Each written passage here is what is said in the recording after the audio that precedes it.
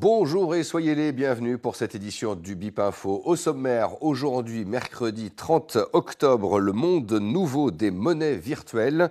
Le colloque sur les crypto-monnaies à Châteauroux s'est penché sur les futurs métiers et pourquoi pas des métiers à destination de nos jeunes étudiants.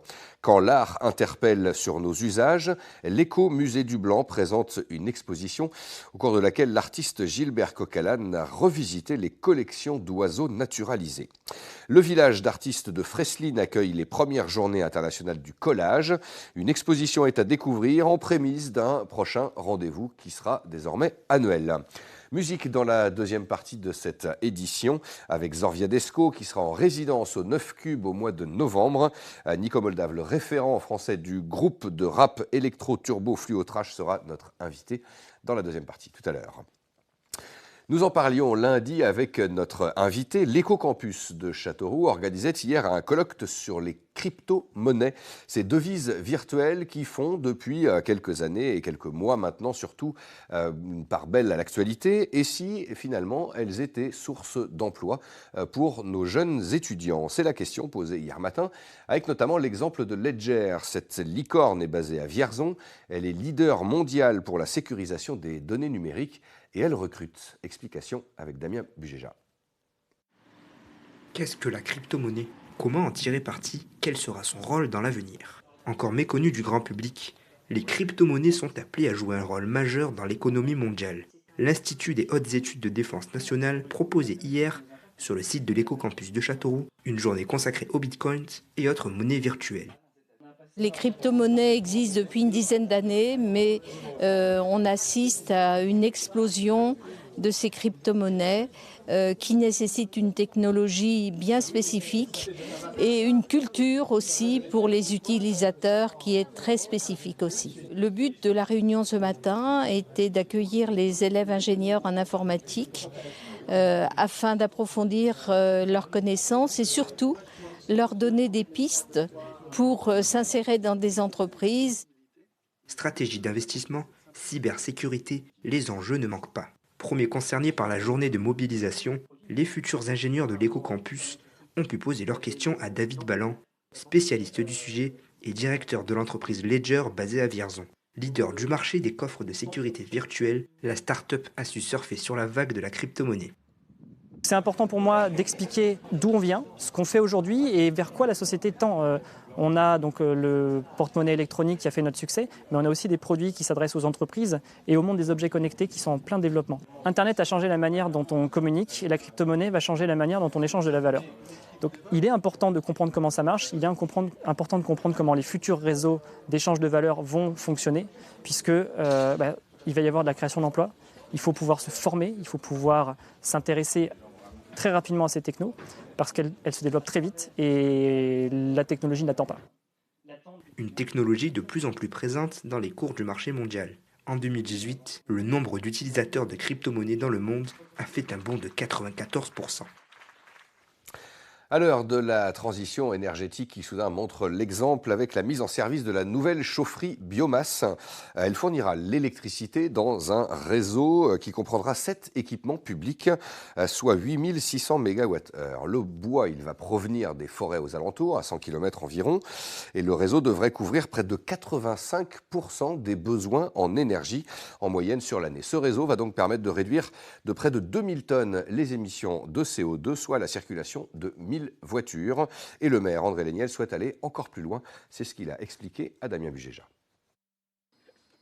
Nous inaugurons aujourd'hui une chaufferie biomasse, puisque ce sont des copeaux de bois qui vont permettre de dégager de l'énergie et en particulier du chauffage. C'est bien entendu une énergie renouvelable, une énergie propre. Ça, c'est la première des qualités d'un équipement de cette nature. La deuxième qualité, c'est que ça permet d'avoir des prix de chauffage qui sont inférieurs à ceux du gaz, de l'électricité. Troisièmement, c'est économe en CO2, puisque ça permet d'économiser des milliers de tonnes de CO2, bien entendu, sur la durée de l'équipement. C'est comme si on retirait 1000 voitures de la circulation dans la ville d'Issoudun, ce qui est considérable. Et à partir de là, C'est une opération écologique, une opération économique et bien entendu une garantie pour les établissements concernés, puisqu'on va chauffer l'hôpital. Et un centre hospitalier, on sait que l'énergie et le chauffage sont considérables. On va chauffer la piscine, qui est évidemment un équipement très énergivore. On va chauffer le lycée polyvalent, qui est un énorme équipement.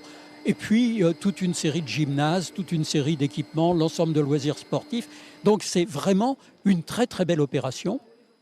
Et on va continuer à parler d'environnement avec l'art, quand l'art interpelle l'homme sur l'environnement. C'est une exposition à découvrir à l'écomusée de la ville du Blanc. L'artiste Gilbert Coquelin a revisité la collection d'oiseaux naturalisés du musée et il les a intégrés dans un univers de plastique. Un univers que ces oiseaux d'il y a plus d'un siècle n'ont évidemment jamais connu. L'installation est donc censée nous interroger sur nos pratiques contemporaines, mais aussi sur notre relation à l'animal. Reportage. Arrêt incontournable du château Neillac au Blanc, les oiseaux de l'exposition Mercier-Genétou sont à l'origine de la création de l'écomusée de la Brenne. Certaines pièces ont presque 200 ans, mais depuis le mois de mai, la collection a pris un sacré coup de jeune. L'artiste plasticien Gilbert Coquelin revisite la collection et met les oiseaux en scène dans un océan de plastique. L'idée, c'est de rapprocher, on va dire, cette collection d'oiseaux du 19e siècle dans une vision du 21e siècle. Les milieux naturels sont extrêmement bouleversés par l'homme. Et donc Gilbert Coquelin, lui, a tout simplement choisi délibérément d'accentuer, on va dire, cette problématique-là en proposant une immersion des oiseaux de la collection de Jean Mercier-Genétou dans un univers de plastique. C'est une vision exagérée, effectivement, mais dans le but de nous faire réagir à bien des niveaux, aussi bien sur notre alimentation, notre environnement, le monde des oiseaux, le devenir et qu'est-ce que l'on va transmettre justement aux générations futures. L'idée était tout simplement de proposer une toute nouvelle vision en dehors des vitrines habituelles qu'on trouve généralement dans les musées. Une nouvelle vision qui interpelle le spectateur, rendue possible par l'accord exceptionnel des conservateurs du musée. Les oiseaux empaillés sont fragiles, l'artiste a malgré tout pu utiliser certains doubles présents dans les réserves du château, car avec plus de 800 oiseaux, la collection initiale ne manque pas d'exemplaires. Léguée par le naturaliste Jean Mercier-Genétou à la ville du Blanc, elle témoigne de la richesse écologique de la Brenne et de ses étangs. Il a réalisé cette collection, on va dire, sur le département de l'Indre de 1823 à 1866, dans le but d'inventorier toutes les espèces d'oiseaux présentes sur le département de l'Indre. La ville du Blanc a souhaité tout simplement valoriser, on va dire, cette énorme collection. Et donc, quand le château Neillac a été restauré, cette collection d'oiseaux est devenue la base de cette exposition permanente. Si certaines ont disparu, la Brenne abrite toujours nombre d'espèces d'oiseaux uniques. Nichée au dernier étage, la fresque rappelle à tous la nécessité de les préserver. Elle est visible jusqu'au 31 décembre. Et direction la Creuse à présent et le village d'artistes de Fresline pour une autre exposition qui reprend justement cette notion d'assemblage. Pour la première fois, l'espace Monet Rolina accueille une exposition de collage, une exposition d'artistes de renommée internationale. La technique ancienne du collage est devenue un art aujourd'hui au point que la commune souhaite lui dédier dès l'an prochain un festival sur plusieurs semaines. En attendant, 18 artistes mettent en avant ce savoir-faire, un savoir-faire en matière de composition mais aussi d'innovation. Et cela a même donné lieu à une remise de prix. Sur place, reportage de Chloé Pelletin. Dans cette œuvre d'art, j'ai voulu montrer que Dieu est toujours en nous et autour de nous. Anastasia est une jeune artiste d'origine russe. Elle nous explique ce que signifie son travail. Ici, vous pouvez voir le Kali, une représentation de Chatki, la déesse mère. Elle est en train de bénir Monet pour son futur travail impressionniste, ce qu'il va créer. Quant à Jao, l'artiste local de l'exposition, il aborde des thèmes différents de ceux de la jeune femme. J'ai évoqué Guillaumin, d'une part, avec plusieurs morceaux de tableaux de Guillaumin qui constituent un nouveau tableau de Guillaumin. J'ai appelé ça un peu irrespectueusement Guillaumin la compile. Avec ces deux collagistes, ils sont 18 à nourrir les premières journées internationales du collage. Le collage, c'est très riche.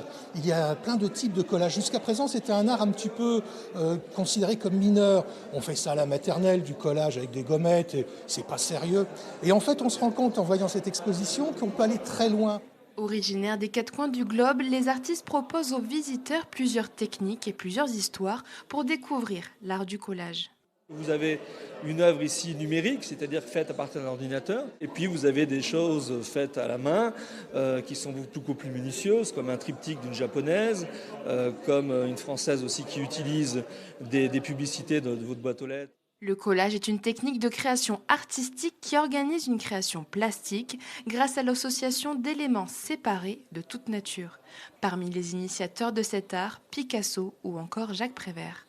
Aujourd'hui, le collage, en tant que médium, a obtenu, je dirais, ses lettres d'indépendance, de noblesse, et est devenu réellement un art, alors qu'au début du XXe siècle, ça restait un instrument au service du peintre. Cet instrument, l'espace Monet Rolina veut le faire connaître et l'utiliser pour moderniser la vision des lieux alentours.